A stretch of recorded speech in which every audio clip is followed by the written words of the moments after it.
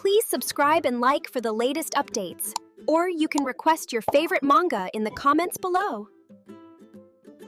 Right from the start, the Demon Lord is thrown into a tight and suffocating situation as two individuals, likely allies, discuss their plans to overthrow the current Demon Lord, with one aiming to take his head and the others planning to eliminate rivals Baal and Aseroth, with the intent of one of them becoming the new Demon Lord. From that moment on, nothing really stays the same. A new era dawns, heralding a bountiful harvest born from desperate perseverance.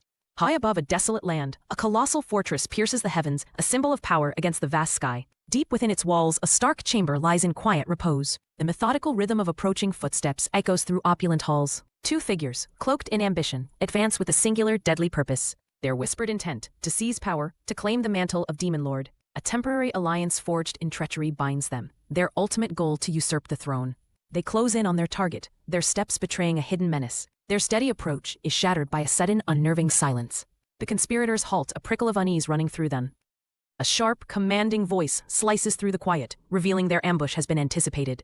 Their prey is not sleeping. The Demon Lord waits, eyes wide open, aware of their every move. Shock and disbelief ripple through the invaders as their plan collapses. One schemer rallies his companion, a desperate gambit to salvage their mission. A new voice intervenes, challenging the conspirators' violent intent. The room's atmosphere shifts as Aseroth stands between the plotters and their target. The conspirators scoff, dismissing the Demon Lord's supposed vulnerability. Their ire turns to Aseroth, questioning his sudden, unexpected loyalty.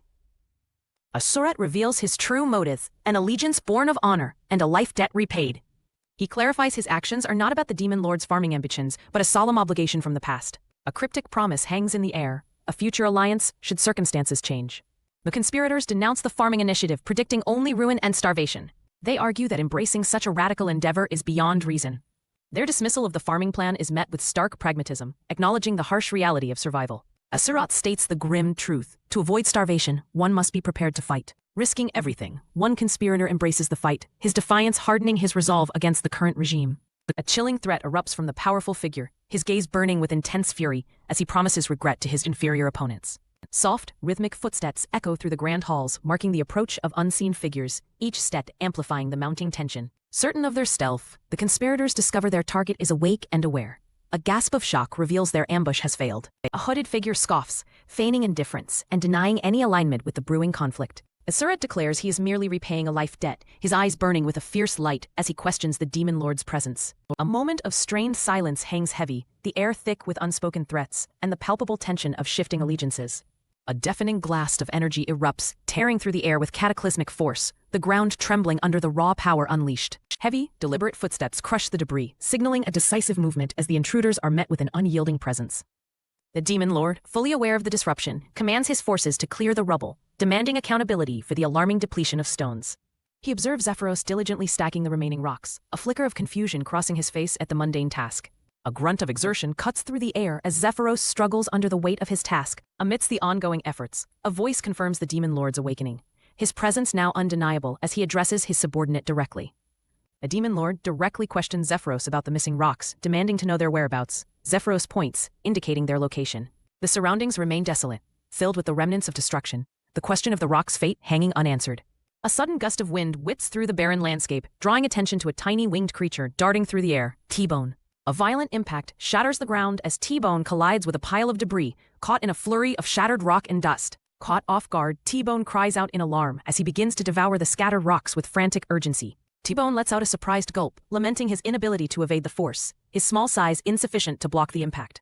Having consumed everything without selectivity, T-Bone boasts that he will now grow faster by feasting on the destructive razor winds.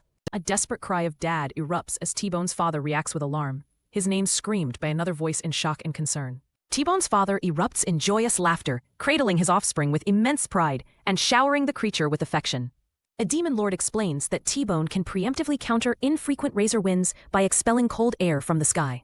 Acknowledging the lack of weather forecasts, he states this method is their only recourse before shifting focus to the fields, declaring it is time to prepare for the potatoes. Dismissing concerns about the dwindling chuño stock, the Demon Lord declares natural disaster and costs the primary enemies of farming, not supply. Obstacles are not insurmountable walls, but challenges that must be conquered. The Demon Lord's gaze burns with fierce resolve. Within the grand halls of the Demon Lord's fortress, a palpable sense of anticipation hangs heavy in the air. A sigh of relief escapes, the immediate danger averted, replaced by a fragile calm. Wariness clouds the face of Sergi, the lingering scent of the Asaraskan's labor a constant reminder. A pungent odor of manure permeates the air, a testament to the arduous work in the fields, a scent that clings even after days away. A sudden knock shatters the silence. The Demon Lord demands to speak with Sergei, who, surprised and hesitant, questions his presence. The Demon Lord urgently pleads for aid, his voice a desperate plea through the closed door. Transparency, the Demon Lord insists, is key to avoiding misunderstanding. He forces his way in, overriding Sergei's desperate plea to retreat. Sergei's protests are silenced as the Demon Lord bursts into her chambers, her scream a raw echo of violation. Recoiling in shock, Sergei confronts the Demon Lord, his audacious intrusion challenging her sanity. Anger ignites as Sergei demands to know who would dare violate a lady's private sanctuary with such brazen disrespect. The Demon Lord stands amidst the disarray of Sergei's room, his presence a brutal force that leaves her utterly bewildered.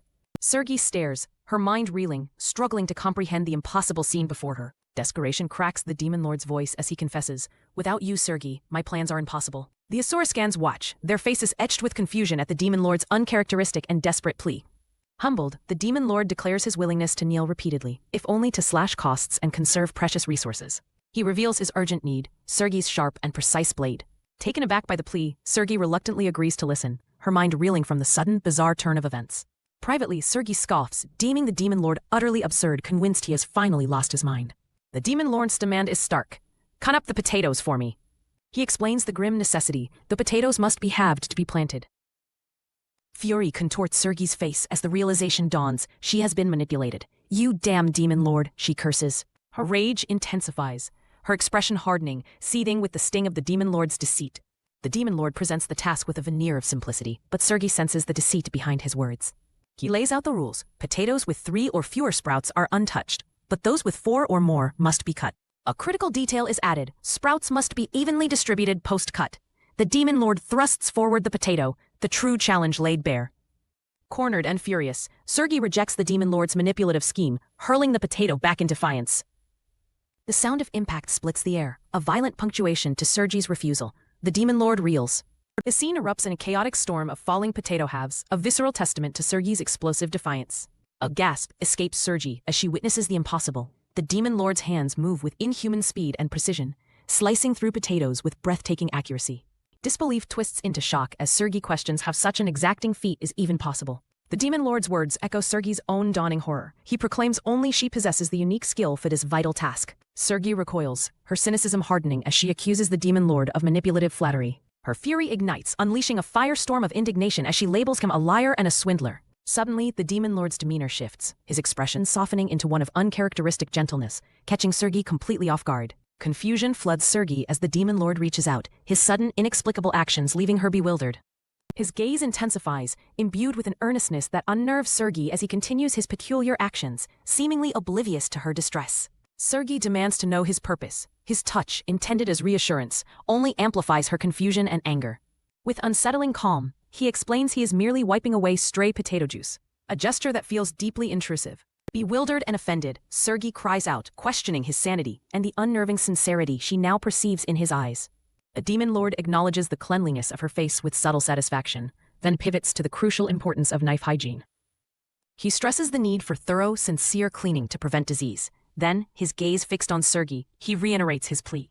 His words hammer home his desperation. She is the only one capable of performing this vital task. His plea intensifies, emphasizing her singular importance in saving their world.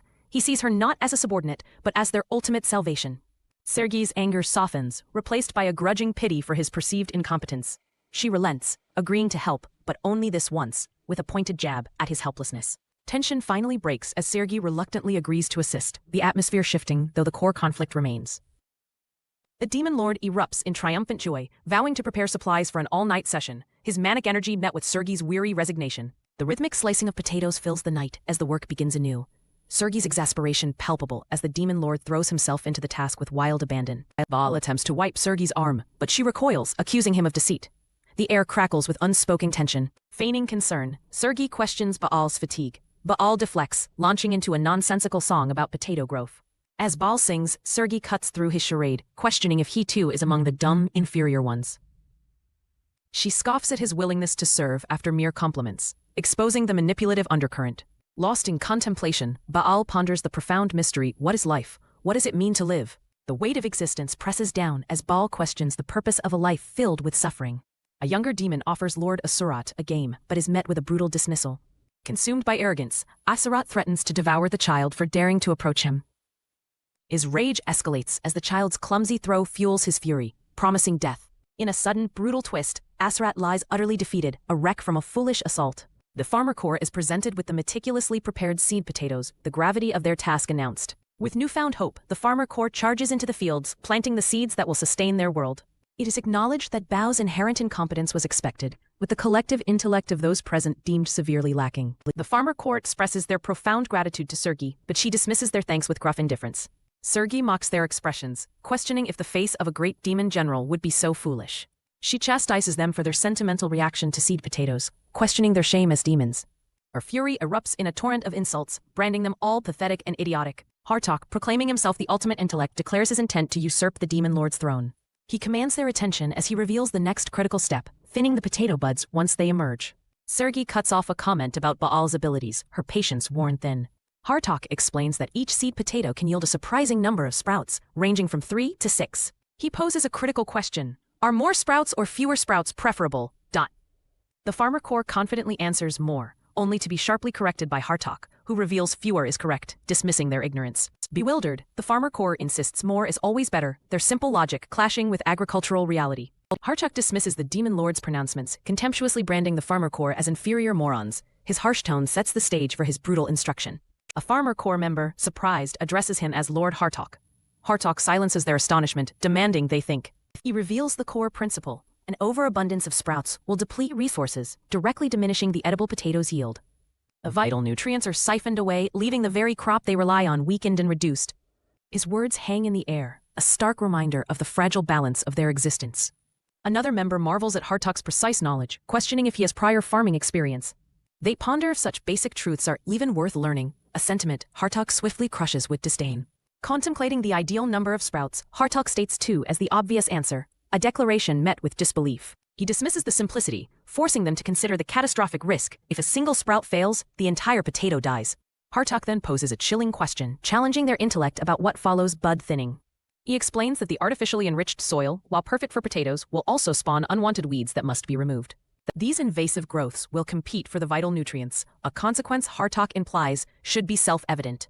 A solitary question mark encapsulates the farmer corps' dawning confusion and reluctant realization.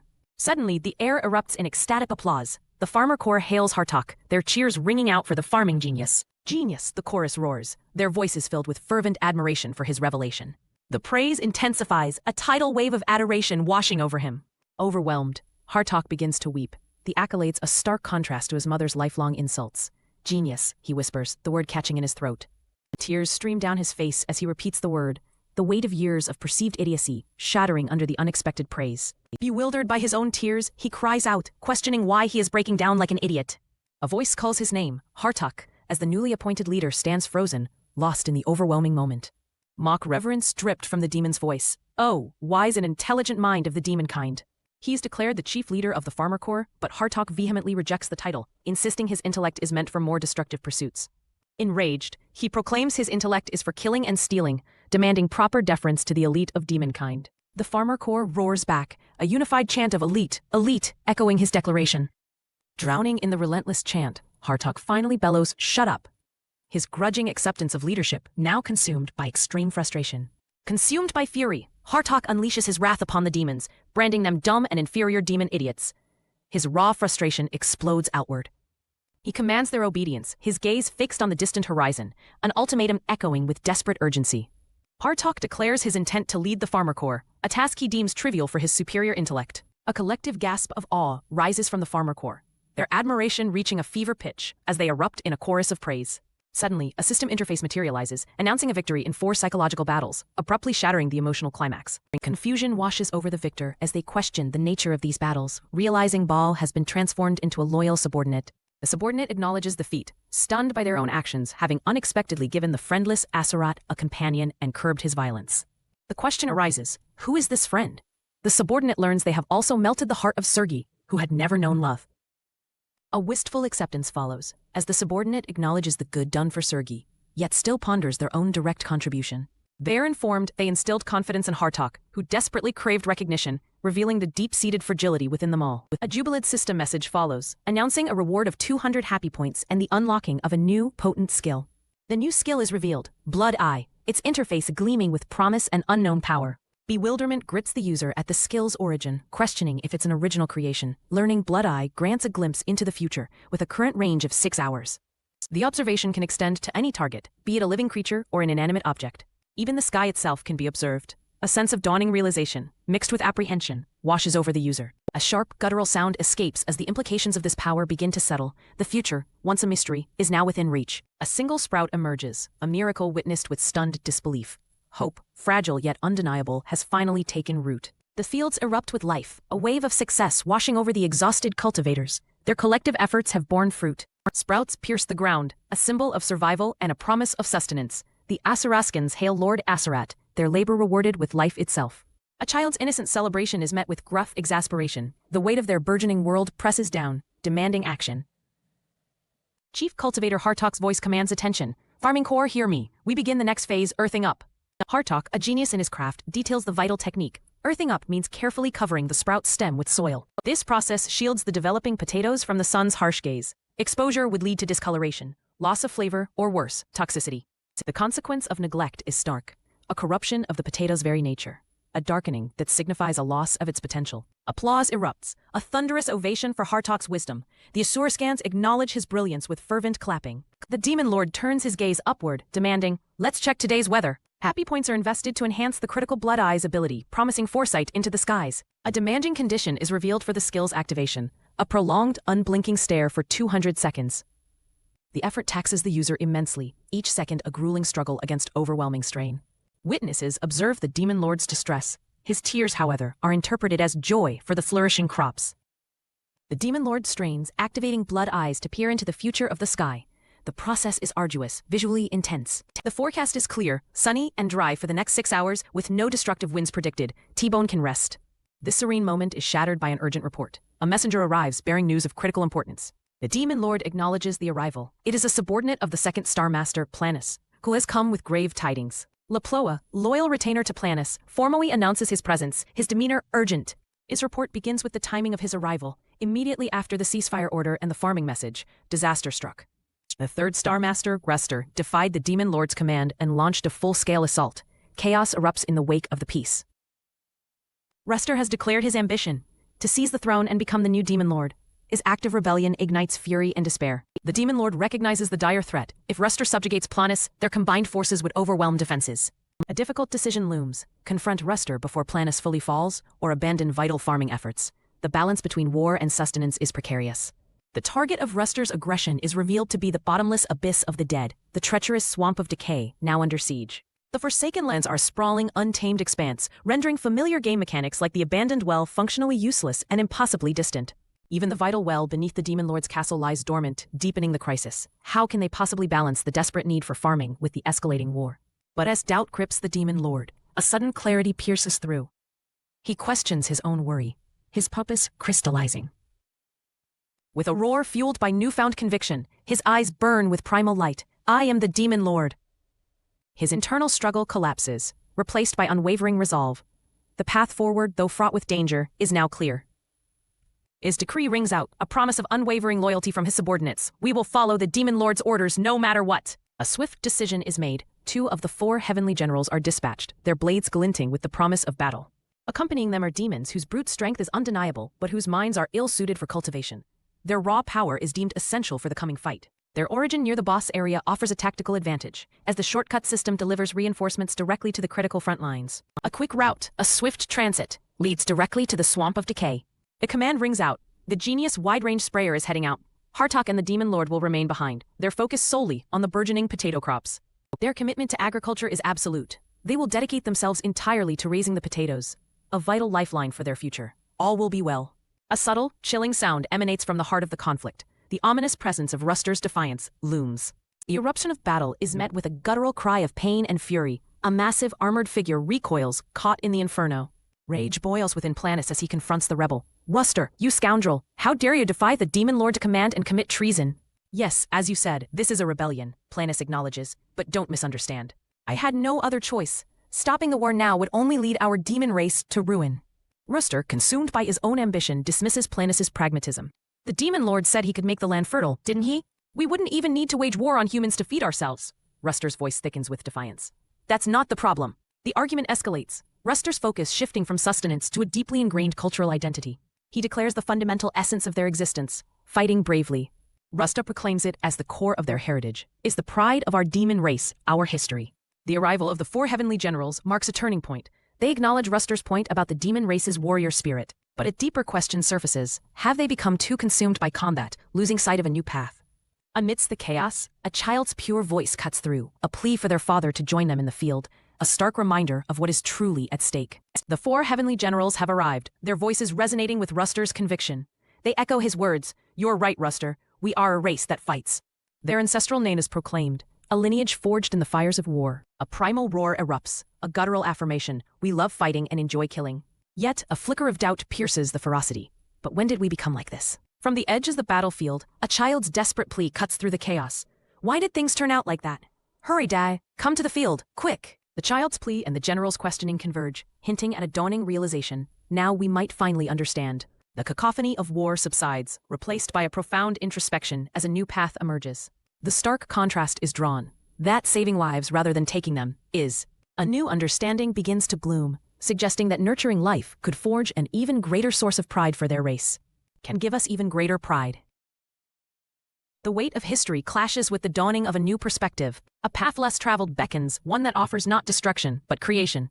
Their heritage is recognized, but their current path is questioned. Amidst the echoes of battle, the tender image of a child's hope offers a glimpse of a different future.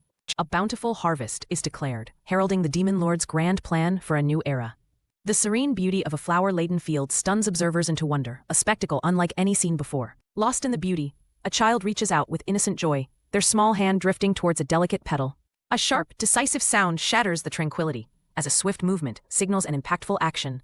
A knight clad in imposing armor prepares for a decisive blow, their stance charged with lethal intent. Astonishment erupts as a fierce clash ignites the air, crackling with the force of the impact. A guttural groan of pain tears through the air as a powerful opponent is grappled in a raw, desperate struggle. A thunderous roar of agony echoes, laced with the crackling energy of a devastating strike that tears at the very fabric of the battlefield. Amidst the chaos, a somber observation is made. The profusion of blooming flowers starkly contrasts the violence. Confusion and disbelief surge as a voice challenges the contradiction, words of saving lives juxtaposed against actions of destruction. A hesitant admission hints at a complex truth, a justification that only fuels the doubt. A furious cry of protest erupts, rejecting the logic that killing is necessary to save others. A cold, absolute command pierces the air. The demon lord orders the immediate destruction of all useless flowers. The sheer force of the demon lord's command hangs heavy, his decree's intensity palpable. Subordinates stand frozen, caught between the demon lord's ruthless command and their own distress, the weight of his will bearing down. Crucified and in agony, a figure screams curses, acknowledging the demon lord's unwavering ruthlessness. The cheese cultivator shouts orders to pick the flowers, but his subordinates recoil, their anguish and revulsion evident. A worker, his face etched with disbelief, stares at the beautiful blossoms, the scene too much to bear. A plea of despair escapes a cultivator, paralyzed by the beauty of the flowers they nurtured. A craftsman laments the destruction of the flowers, their pride swelling as they describe the unparalleled bloom. The cultivator explains the harsh reality. These flowers consume all nutrients, a sacrifice for the demon lord's strategic plan to empower the potatoes. Sharp, decisive sounds echo, marking the beginning of the pruning as the flower's fate is sealed. A maniacal laugh rings out, the word potato echoing with gleeful, triumphant madness. The demon lord's reputation for relishing destruction is confirmed, his actions a perverse celebration of ruin. In a stark shift, it is announced that Buster has been captured, a major turn in the unfolding conflict. The demon lord taunts the defeated Buster, stripping him of his pride. His rebellion has cost him dearly, his stronghold fallen, leaving him with nothing. Buster, broken and defeated, craves oblivion. He declares that a demon who has lost the pride of battle is already dead. A brutal strike unleashes a torrent of energy, metal grinding against metal in a violent clash. Buster endures the attack, his armored body absorbing the blow. He taunts his unseen attacker, revealing their assault barely registered.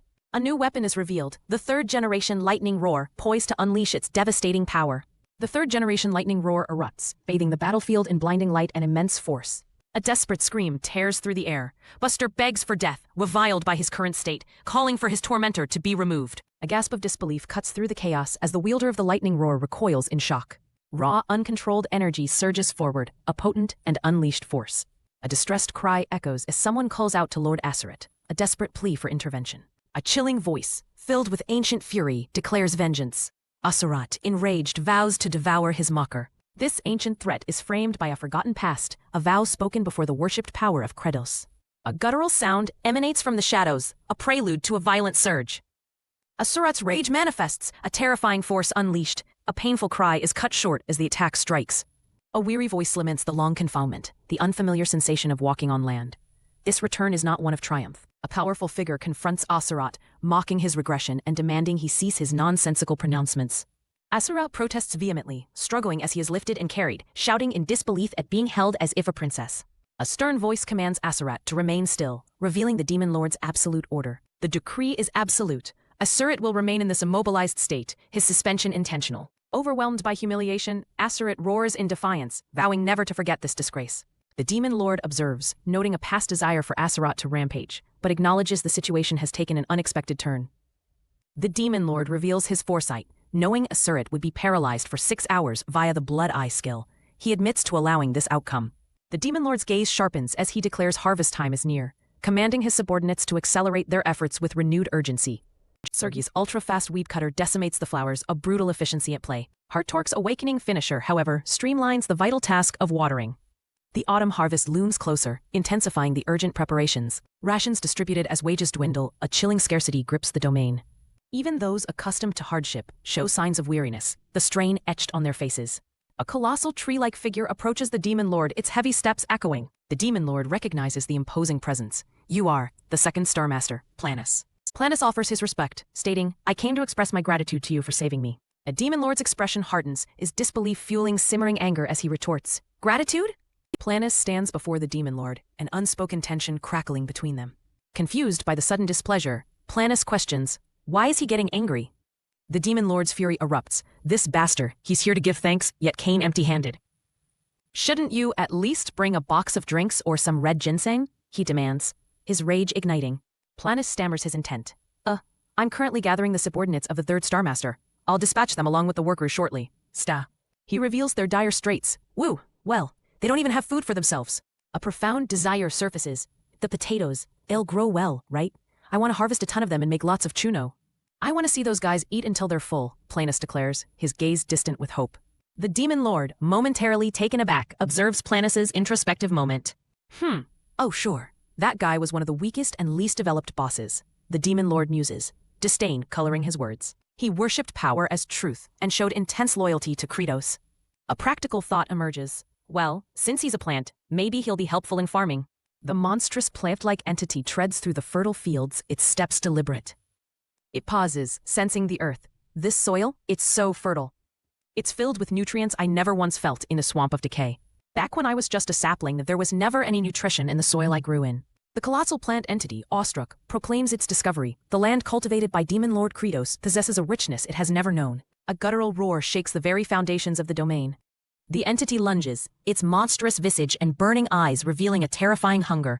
Tendrils of raw energy erupt, tearing through the landscape as the entity begins to absorb the land's vital force, a being reborn. Empowered by the fertile earth, the entity declares its potential for boundless growth. This surge of power ignites a singular, terrifying ambition. The ultimate goal is revealed, to usurp the Demon Lord himself. A devastating surge of power erupts, the ground cracking under the immense force. Energy blasts rip through the battlefield, a raw, destructive force unleashed. A new dawn breaks, heralding a season of harvest over the Demon Lord's domain. The sun pierces the rugged peaks as the Demon Lord commands the morning exercises to begin.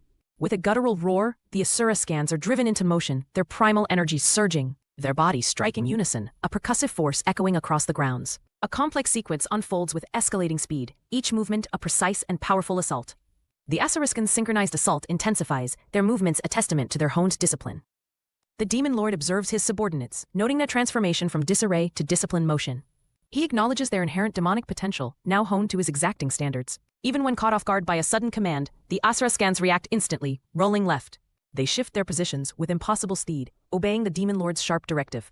Without hesitation, they pivot to the right, demonstrating their perfect coordination. For the arduous farm work, their basic stamina is sufficient. Yet an urgent cry shatters the air. An Asuraskan rushes forward, his face contorted in distress. A messenger's voice cracks with despair. All the potato leaves have turned yellow. A dull thud accompanies the sight of the wilting plants, their vibrant green succumbing to a sickly hue. Dread washes over the Asuryskans as the blight spreads through their vital fields. One Asuraskan murmurs in disbelief, questioning if their farming ambitions were doomed from the start. Even the Demon Lord, usually so assured, finds himself without an explanation for this sudden turn of events.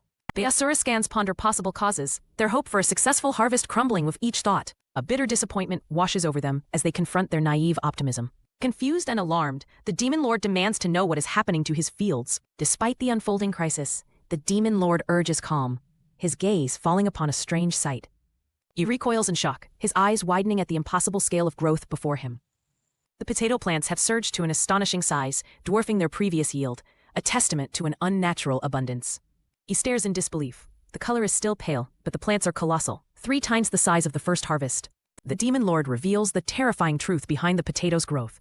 They have consumed every last nutrient from the leaves. This unholy absorption fueled their transformation, driving them to become bigger and infinitely tastier. The fruits of your labor are considerable. The Demon Lord acknowledges their success. These colossal tubers ripped from the withered vines are proof. They were nurtured by your hands. The Demon Lord's gaze intensifies, fixing upon his Asurascans. This monumental growth, he declares, is their creation. A chilling acknowledgement hangs in the air, a mix of pride and dread flickering across their faces. He surveys his domain, a monument to carefully cultivated power. But his attention shifts. His voice carries the weight of authority as he addresses his loyal subordinates. He reminds them of their collective effort, their shared role in this immense undertaking. You are the ones who nurtured these plants, he reiterates, his gaze sweeping over them. His attention is caught by a smaller, more delicate plant. Even the cherry tomatoes are thriving. His expression softens as he singles out Jangcheol, acknowledging his personal dedication to a single plant. A moment of quiet reflection, a fleeting glimpse of sentimentality, settles over the Demon Lord. He reclines, a rare moment of ease, yet his eyes remain sharp, watchful. Looking upwards, a flicker of warmth crosses his face. He acknowledges the sentiment of the moment. But the sentiment shatters. The Demon Lord's facade cracks, revealing a chilling resolve.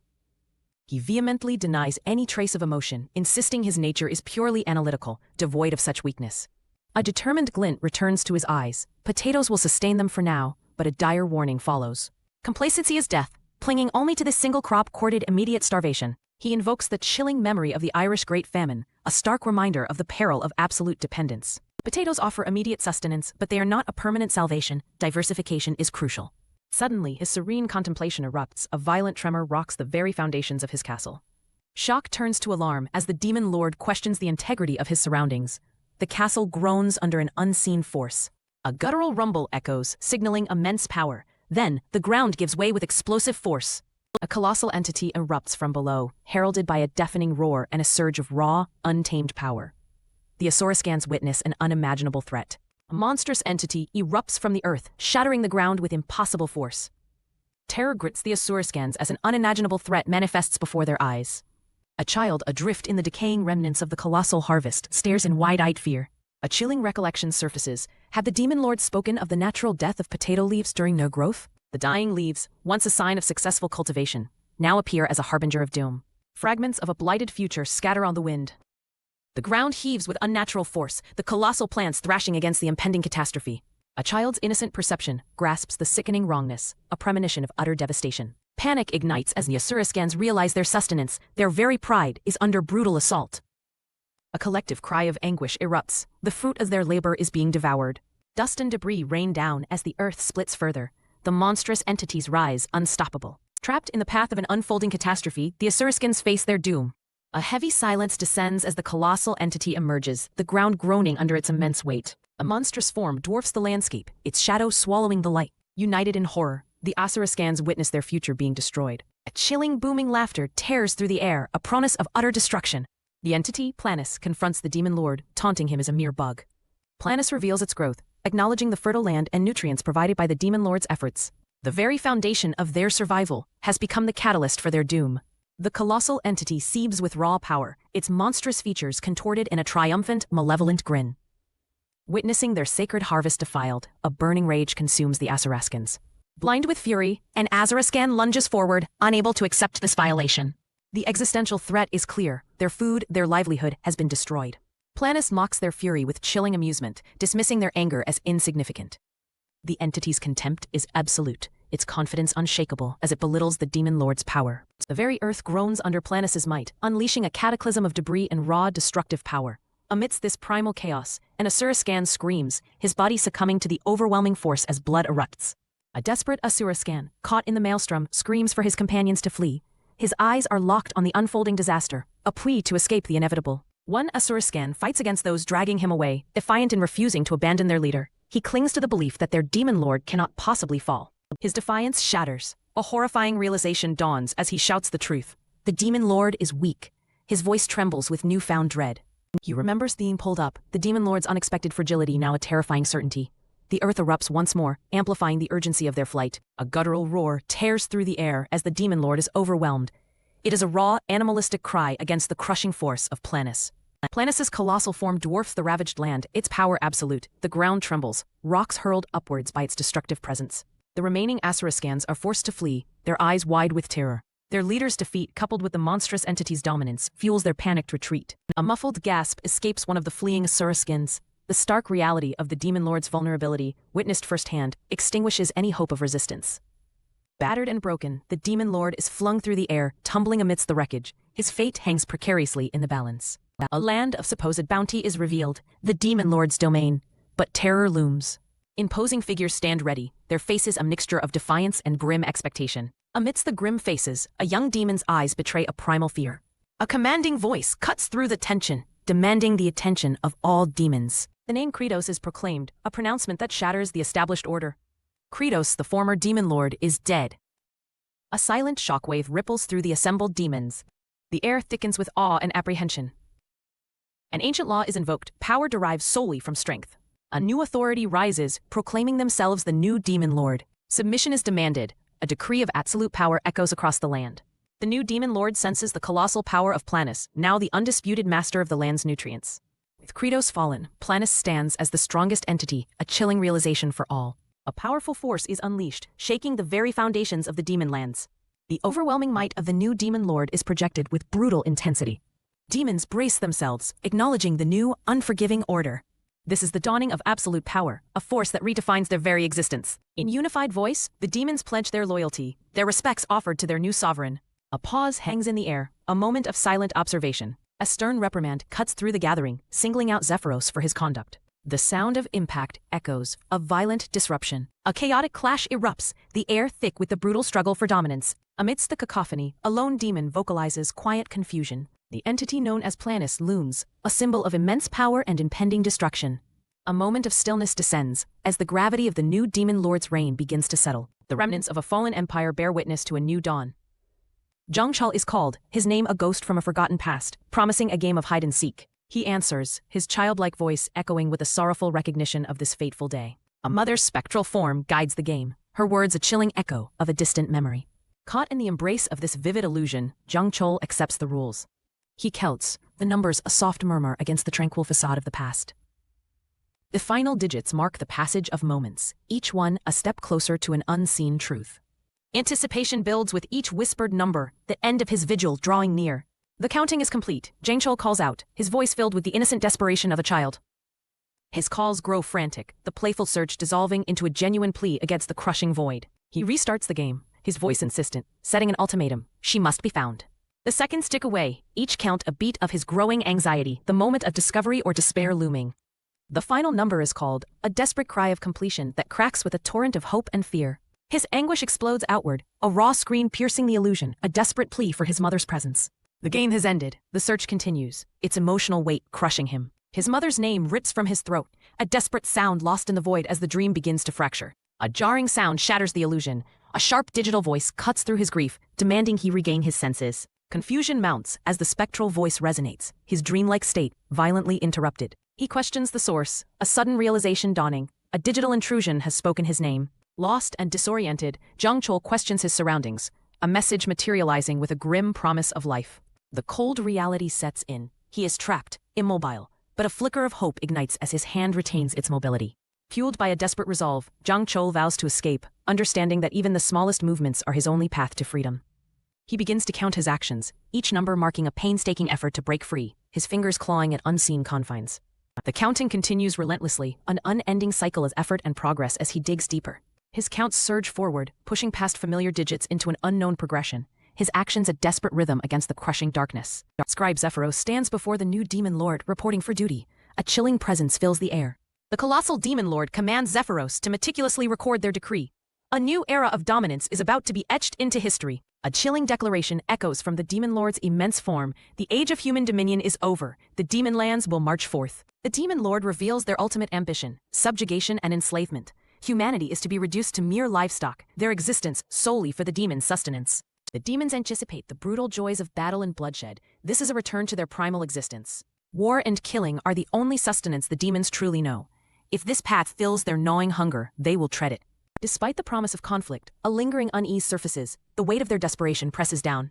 A wave of inexplicable rage washes over one demon. In the face of impending war, a raw, primal emotion surfaces. Within his suffocating confines, Jangcheol's desperate efforts continue.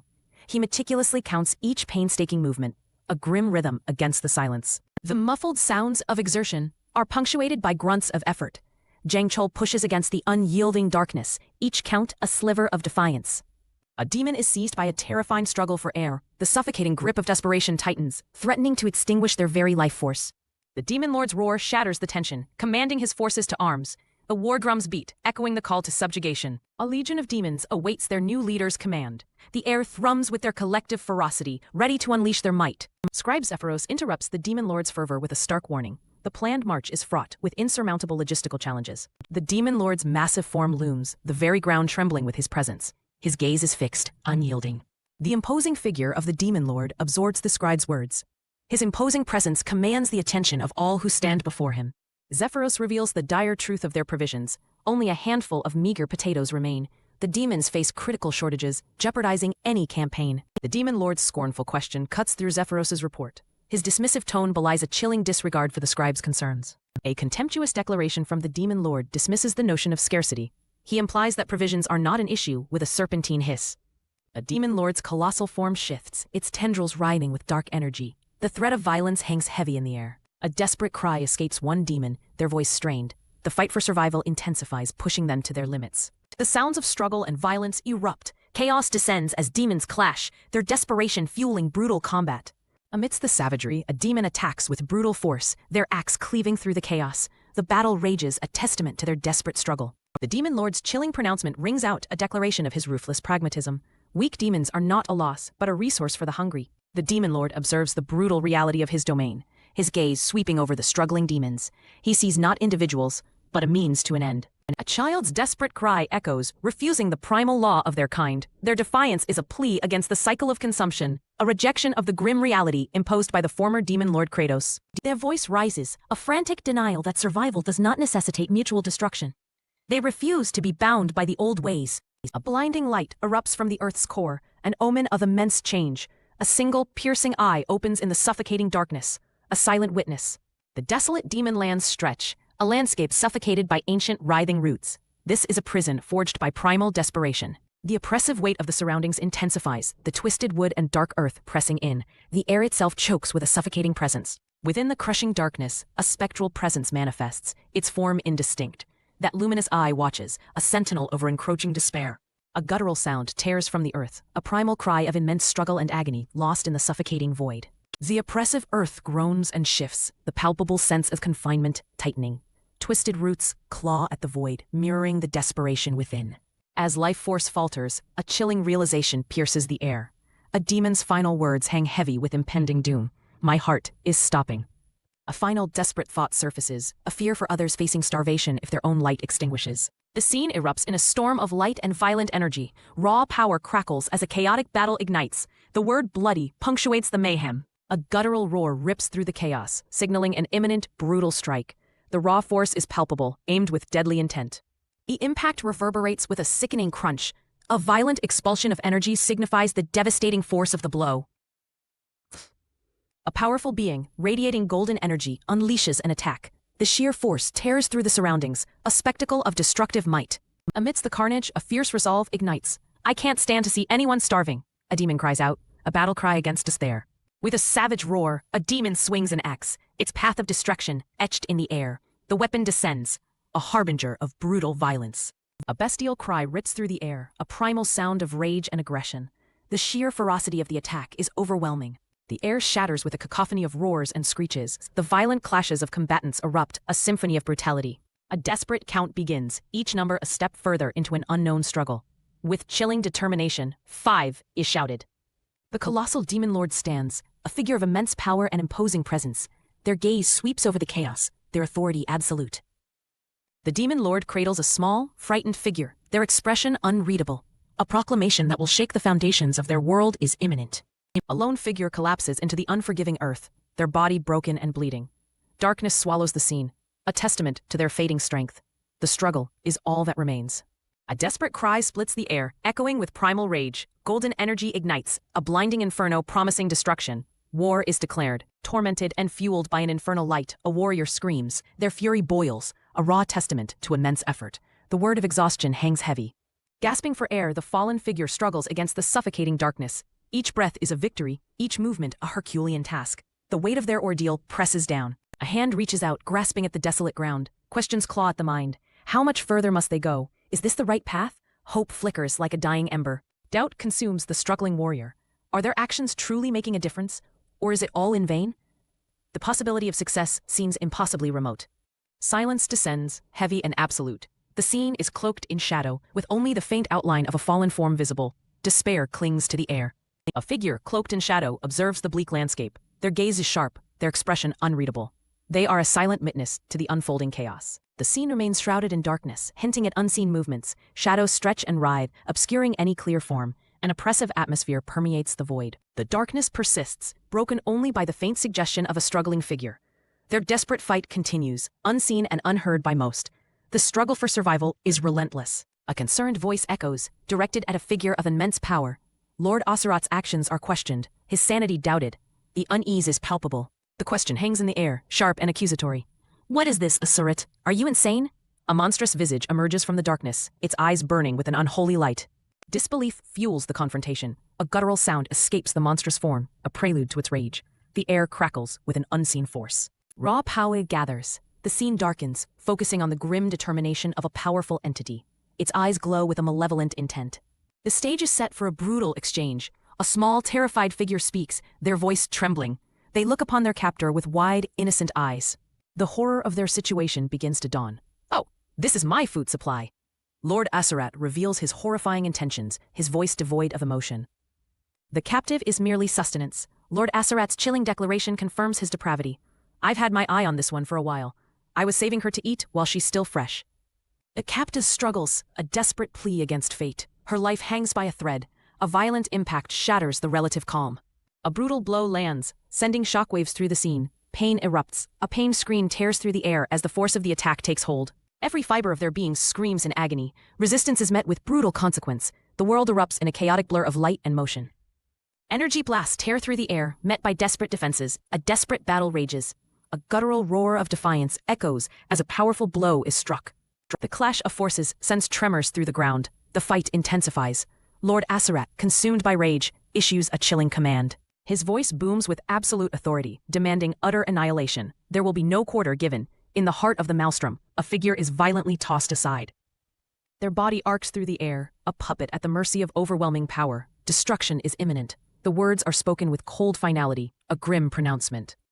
I'll say it one last time. A sense of dread settles over the battlefield. The ordon is absolute.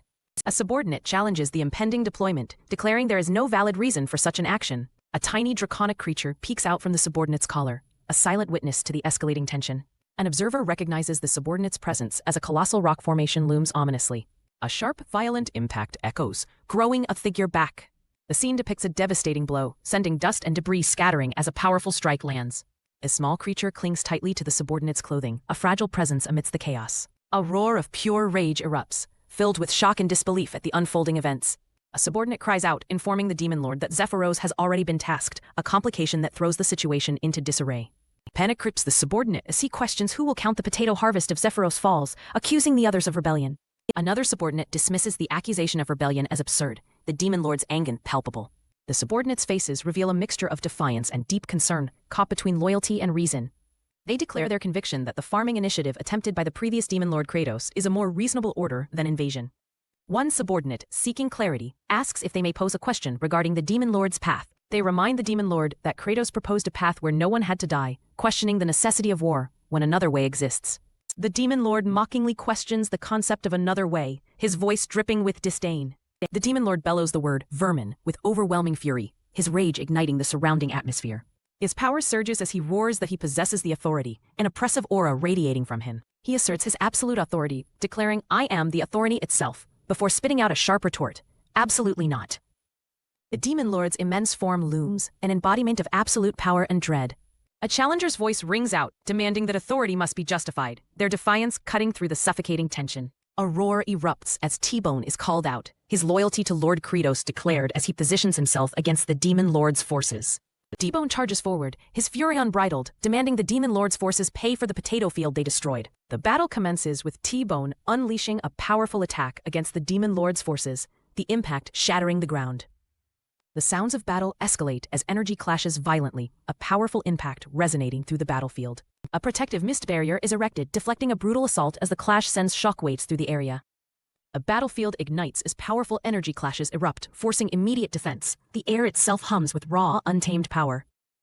A monstrous warrior unleashes a torrent of inferno, a devastating wave of fire. His swift opponent, a blur of motion, evades the deadly onslaught. A sharp crack signals a near miss, the lightning-fast warrior narrowly escaping the searing heat. A roar of pure, unadulterated fury tears through the chaos as an attacker unleashes a scream of overwhelming rage.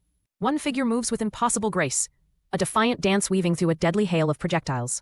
The earth shudders, the ground erupting under the impact of unseen forces. A shadowy presence looms, its form indistinct, gathering dark power amidst the swirling energies. A brutal voice bellows a horrific threat, promising unimaginable violence fueled by pure rage. A chilling silence descends, the air thick with anticipation of the next devastating blow. A crushing impact resonates as a blow lands with devastating force, shaking the very foundations of the battlefield. A warrior recoils from the brutal strike, a guttural grunt of visceral pain escaping.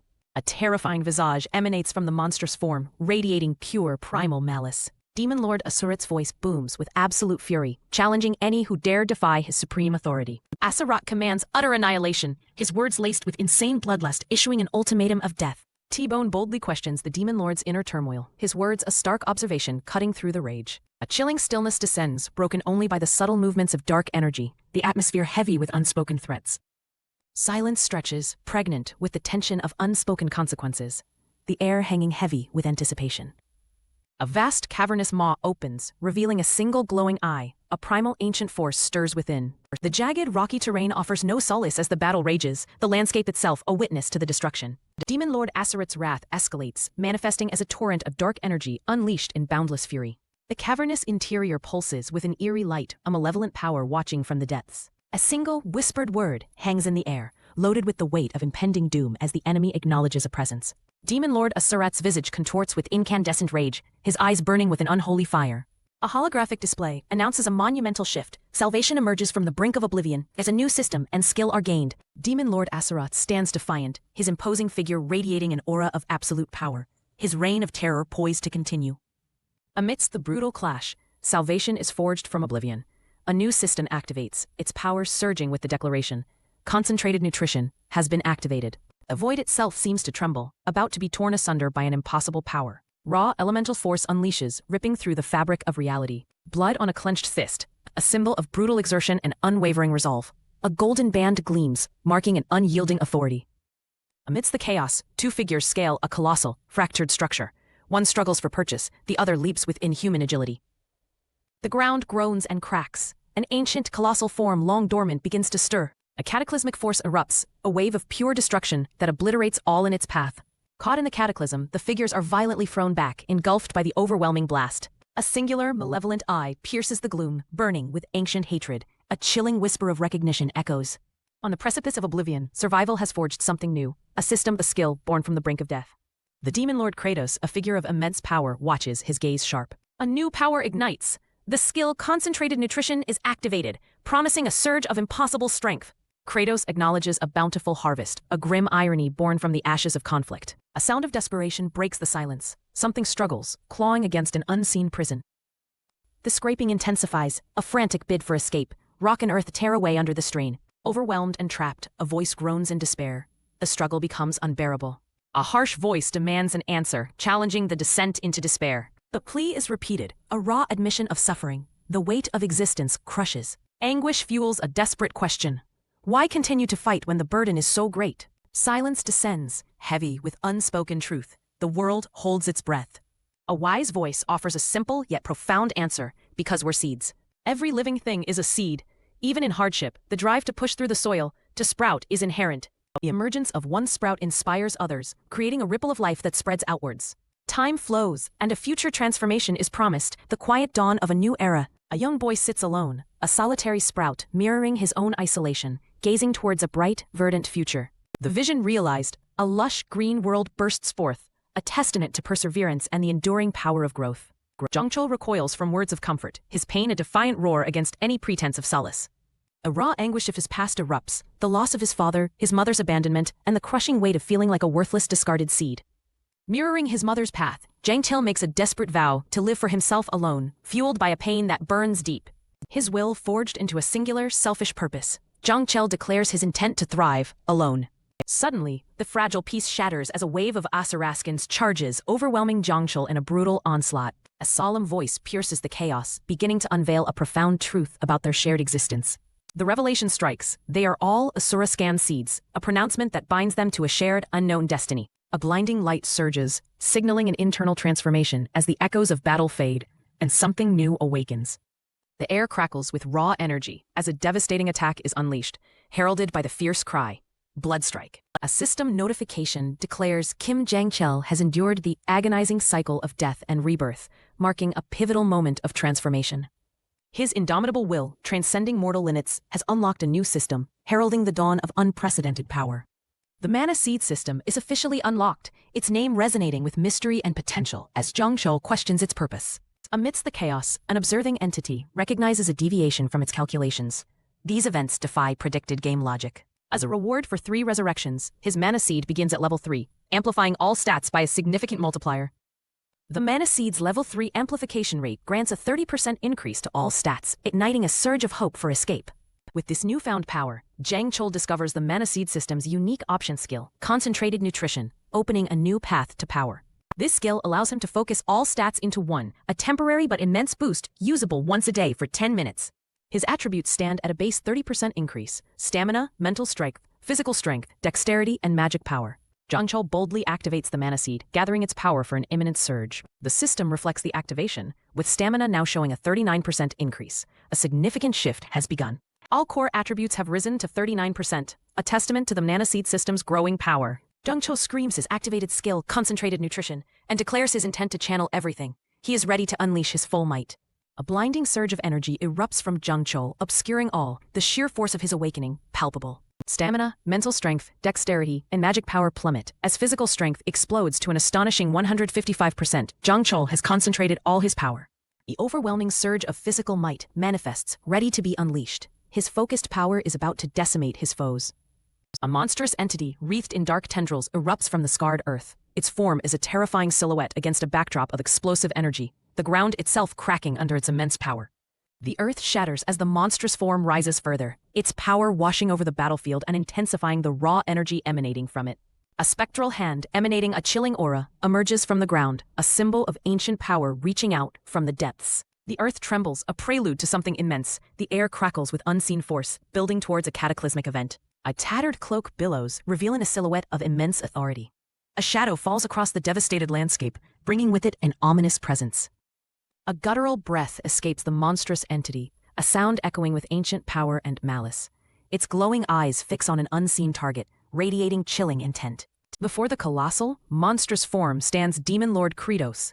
He surveys the scene with a triumphant, predatory gaze, his presence dominating the desolate battlefield. Kratos speaks, his voice laced with disbelief and cruel amusement, questioning Jangcheol's survival.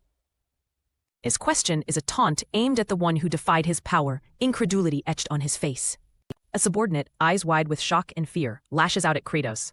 He shouts in disbelief at the audacity of questioning the Demon Lord's presence. Panic erupts among the soldiers as they recognize the terrifying figure. The Demon Lord has returned, his reappearance igniting a wave of terror. Kratos proclaims the Bountiful Harvest, his words carrying a chilling implication of destruction and dominance that echoes with grim satisfaction. Amidst the chaos, a small, distressed creature cries out. T-Bone is in peril, its desperate plea cutting through the battle's roar. The small creature desperately lunges forward, clinging to the imposing figure of the Demon Lord in an almost suicidal embrace.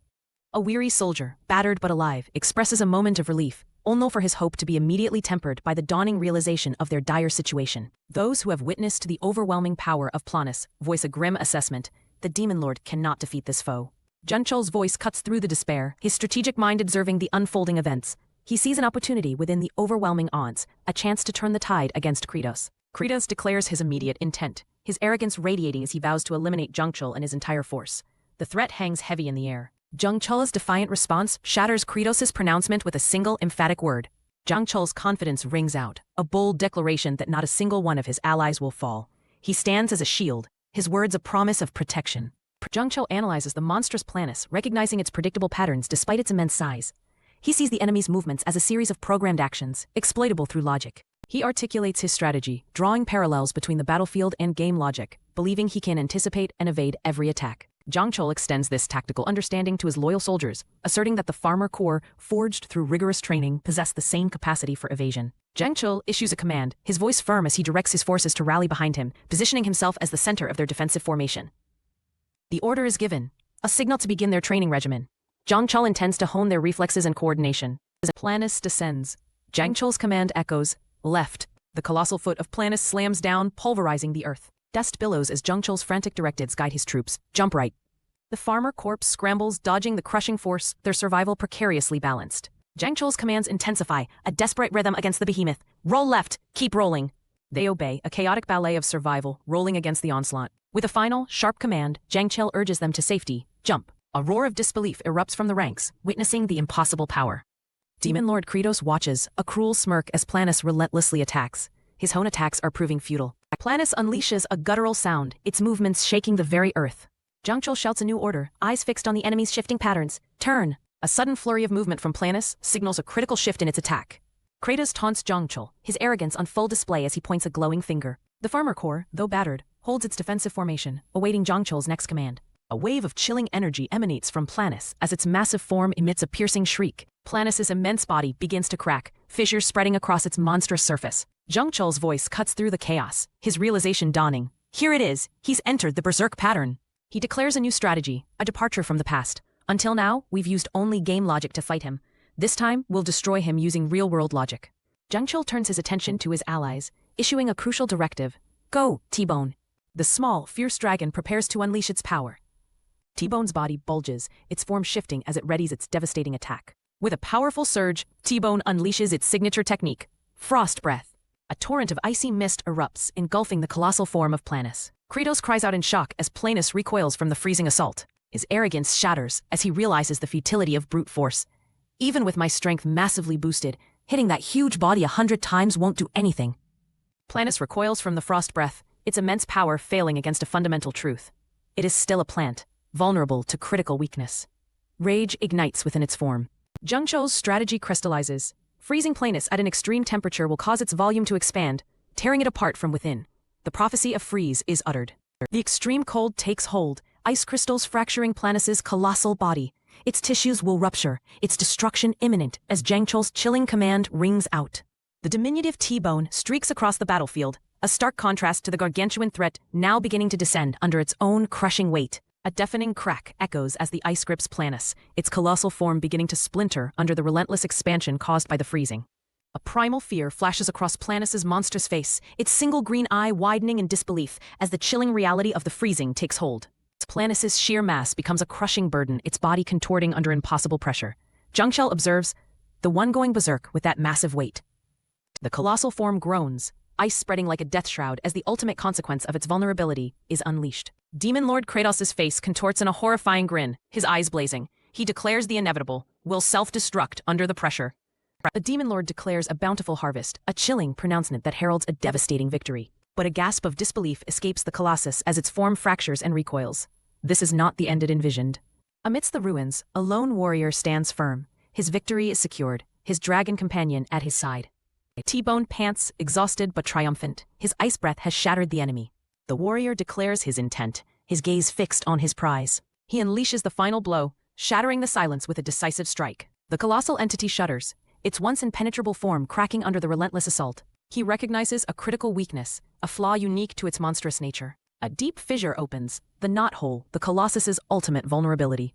The entity's body groans, ice encasing it, threatening to shatter it from within. The frozen cage tightens its grip. The Colossus's structure buckles under the immense internal pressure. With a deafening roar, the Colossus begins to crumble. The vast structure succumbs, breaking apart into countless pieces. The battle reaches its cataclysmic conclusion. A blinding light erupts from the dying giant, its power dissipating into the sky. Debris rains down, a blizzard of ice and dust, but amidst the chaos, a shocking realization dawns. The Demon Lord, he won! A system alert cuts through the silence. The time limit for concentrated nutrition has expired. The battlefield lies in ruin, yet a new unsettling energy begins to stir. A chilling scream tears through the air, a sound of agony and despair emanating from the sky. A faint rustling grows louder, an ominous prelude to a terrifying resurgence. A horrifying truth dawns. The Demon Lord's face reappears, twisted and enraged. His body is gone, but he is not defeated. Confusion and terror grip the witnesses. Is he truly dead? A guttural cry escapes the Demon Lord as its form begins to shift and reform, a sinister green energy pulsing within its regenerated core. Doubt crosses the warrior's features. This regeneration is an anomaly, an outcome far from what he expected. Something's not right. In the game, his entire body would have just shattered and disappeared. Victory turns to dread. A fragment of the Demon Lord's form remains, defying its apparent annihilation. From the devastation, life or something akin to it begins to stir. A sickly shoot pushes through the dust, a nascent horror unfurling. The earth groans under an unimaginable pressure, a prelude to the monstrous rebirth. The ground splits as a twisted entity violently tears itself free, a grotesque mockery of life solidifying. Paralyzed by the impossible, a soldier watches his limbs refuse to obey as the new threat takes form. The entity stands, a vaguely humanoid form born of destruction, its eyes glowing with malevolent intelligence. Shock and disbelief grip the survivors. The battle they thought won has just irrevocably shifted. The newly formed being speaks, its voice resonating with chilling power. It claims to have gathered its strength, concentrating what remained to forge a new body. Born from a toxic swamp and sprouted from cursed ground, it declares itself a seed, radiating profound corruption. Now imbued with the Demon Lord's power, its terrifying mission is clear. Its purpose, to drown the world in a tide of poison. With a roar of pure hatred, it targets Kratos. The fight for survival has escalated into a desperate battle for the world itself. Answering the new threat, more beings like the first surge forth. Their unified cry, a harbinger of overwhelming destruction. These new entities, also seeds, swarm the ravaged landscape, their proliferation spelling imminent doom. A heavy impact shakes the ground as one of Kratos' warriors charges, a desperate blow landing against the monstrous forms. The blow, though fierce, is met with chilling resilience. The seeds absorb the attack, their forms unyielding. More of Kratos' forces rush into the fray, a desperate attempt to stem the tide. Their courage starkly contrasts the overwhelming power they face. The first seed observes the chaos, acknowledging the arrival of its brethren, their collective might growing. A torrent of blades lashes out, but the seed's body twists and evades, its power beginning to eclipse their resistance. A warrior recoils from a brutal impact, the seed's relentless assault crushing hope. These are not mere monsters, but extensions of a single poisonous will, waiting for their moment to strike. A warrior's desperate struggle is met with utter dominance. The seed's power is overwhelming, shattering all resistance. Betrayed and broken, a warrior screams in defiance, his final stand futile against the victorious seeds. The power of the seeds is not static. It grows with every moment, becoming an unstoppable force that crushes all opposition. A desperate struggle continues as the seeds press their advantage, the world trembling under their escalating might. The battlefield lies in ruin, a testament to a victory that has turned to ash. Silence reigns, a chilling precursor to the true horror unfolding. A brutalized figure, consumed by a chilling rage, declares a perverse purpose, a bountiful harvest from the ashes of their world. The echoes of a devastating blow resonate through the shattered landscape. A warrior lies defeated, his weapon cast aside, the silence broken by the finality of his collapse. The tide of battle turns violently as monstrous forms surge forward, crackling with a primal, unyielding energy. The air itself screams with their approach. A chilling display of malevolence unfolds. A dark presence asserts its dominance over the ravaged land, a harbinger of corruption. The corrupted landscape shimmers with an otherworldly energy, a testament to the insidious power that now claims this world as its own. The ground trembles as the seeds of destruction begin to sprout, their forms twist and writhe, contorting into grotesque new shapes. The battlefield is a canvas of despair, scarred by the fury of the Demon Lord's rising power. Every crack in the earth screams of its dominion. The seeds writhe and contort, their physical forms solidifying under the toxic glow of their genesis. They are born of poison, for poison. A guttural sound rips through the air as the corrupted beings awaken. Their movements are jerky, unnatural, a violation of form. Nascent monstrosities rise, their grotesque limbs thrashing as they survey the ruin they have wrought. Their awakening is a symphony of the damned. The air vibrates with the unholy chorus of their awakening, a cacophony of corruption that drowns out all hope. These twisted figures push forward, their collective power radiating an aura of decay that suffocates the will to resist. Amidst the chaos, a voice of bitter resentment seethes, the venom of betrayal sharp in its tone. They revel in the downfall of those who once stood against them. A sneering sentiment echoes, delighting in the suffering of the vanquished. Their triumph is steeped in treachery. A vow is sworn to confront this treachery, to account for the ascendance of the Demon Lord's army and the betrayal that fuels it. The grim pronouncement solidifies, the weight of impending consequence pressing down. Retribution is coming. The dark pronouncement continues, detailing the reckoning for acts of treason and heralding the inevitable victory of the Demon Lord's forces. A surge of defiant energy erupts from a defiant few. Their voices unite in a roar of affirmation, a desperate plea for their leader. The name Kratos rings out, a desperate cry for hope in the face of overwhelming despair. It is a rallying cry against the encroaching darkness. Another cry of Kratos echoes, a desperate plea for their leader to see the devastation, to intervene. A chorus of agreement swells, a desperate, almost hysterical burst of support for their beleaguered champion. A desperate plea tears through the air, an urgent command to cease the unfolding disaster. They see the madness and beg for it to stop. The command intensifies, a frantic shout to halt the devastating actions. The pleas become desperate roars. A faint, despairing sound escapes. It is the last breath of fading resistance, swallowed by the unholy tide. The Demon Lord's gaze burns with cold fury, fixed upon a ravaged world. A nascent whisper promises a power stirring from its defeat. Silence. Only the distant echo of whispers remains, as the ground itself pulses with a growing corruption. A cry of despair rips through the stillness as the devastating truth sinks in. The Demon Lord's poison has choked the life from the fields. Kratos, brought to his knees, is crushed by the weight of this ruin. The immense task of rebuilding threatens to shatter his spirit. The suffering of his people pierces him.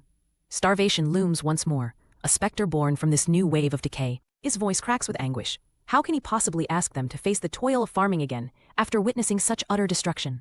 He recoils, a desperate rejection of further pain. He cannot, will not, inflict such cruelty upon his people. The refusal tears through him, a desperate rejection of further pain. He cannot, will not, inflict such cruelty upon his people. In the distance, a chilling triumph surfaces among those who watch the unfolding disaster. Their presence casts a shadow of hidden allegiances. A group of figures, their features distinct, surveys the ravaged landscape with chilling indifference to the devastation. Kratos remains hunched, the immense burden of his people's fate pressing down.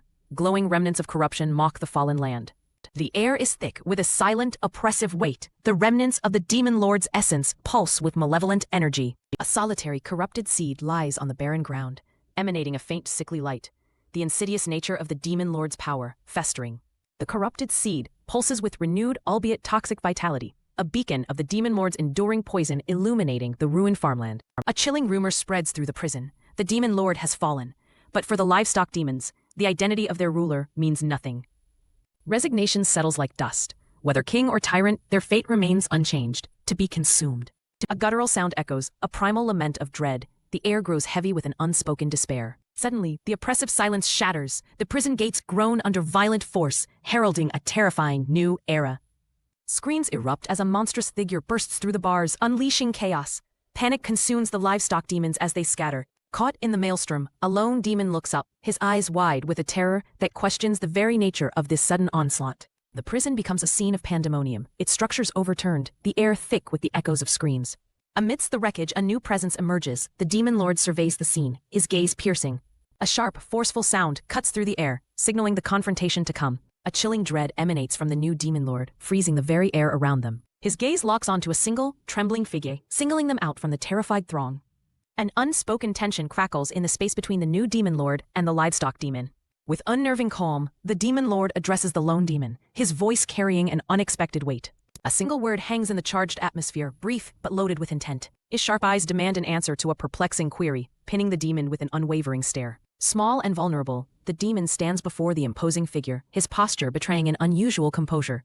The Demon Lord's voice echoes, posing a question that pierces the heart of their shared despair. His tone, quiet and almost weary, carries a hint of curiosity as he poses his challenge. The Demon Lord's challenge cuts through the fear. Why didn't you give in to fear and beg for your life? Meeting the Demon Lord's gaze, the demon begins to speak, his voice steady and devoid of the expected terror.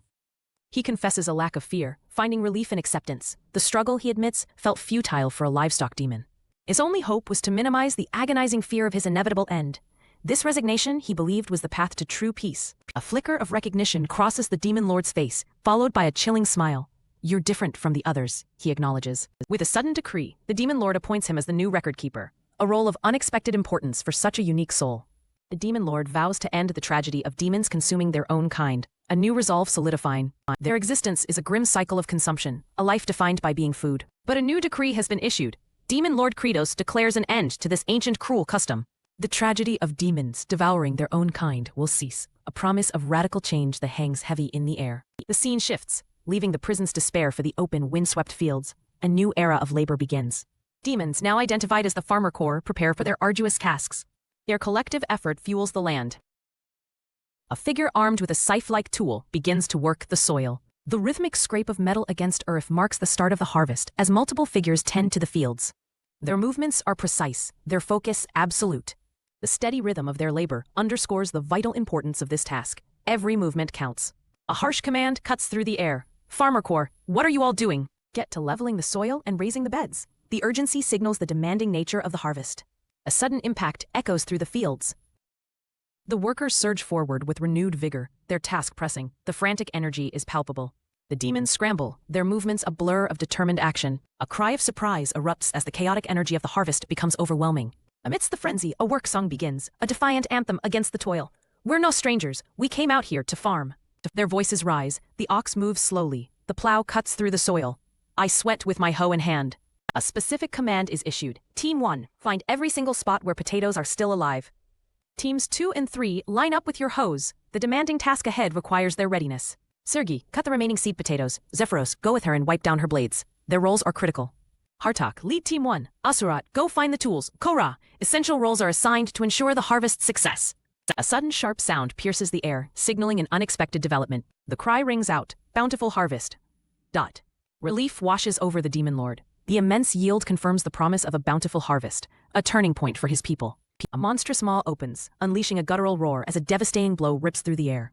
The Farmer Corps brace themselves, weapons raised against the charging beast. Chaos erupts. Amidst the fury, a farmer recoils, their focus shattered by the unexpected assault. The farmer laments the never-ending struggle. For a moment I forgot about this. Farming's always been like this. They recount the endless battles against natural disasters, pests, and market forces. Failure is common, yet they always return to the earth. For these demons, carving out a living has always been a relentless war against an unforgiving world. A small demon looks up, bewildered. The farmer's words of struggle are a stark contrast to the current violence. A flash of green catches the eye. A healthy potato sprout emerges from the soil, a fragile sign of life. As the farmer reaches for the sprout, a faint cry pierces the air. A demon is trapped, struggling to save precious seed potatoes. Their leg is caught fast in the earth, their desperate pleas echoing as efforts to save the seeds are thwarted. A helping hand descends as a powerful demon offers aid. Hold on tight, low-ranked demon.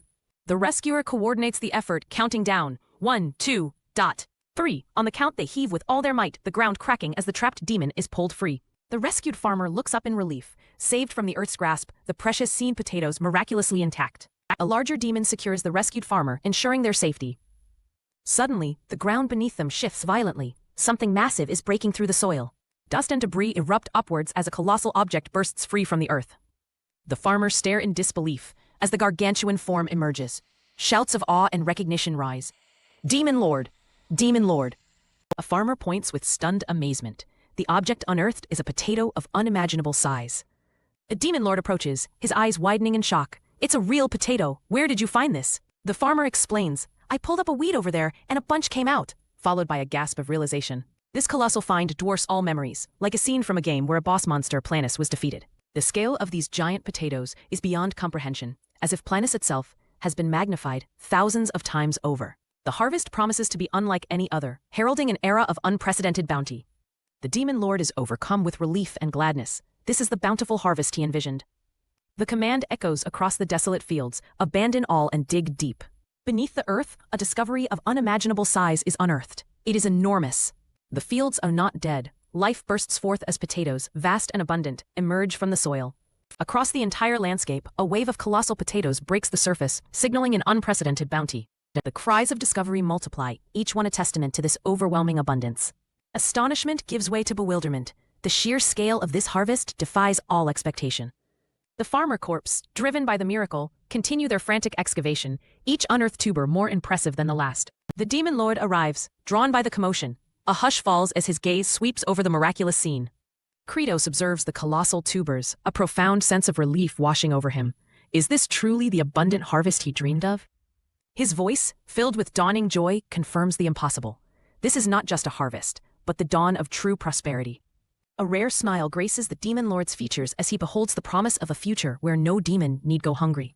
His ultimate vision realized, a world where every demon can eat their fill, a testament to their hard work and this bountiful miracle. In the end, the Demon Lord expresses relief and gladness, recognizing this as a bountiful harvest.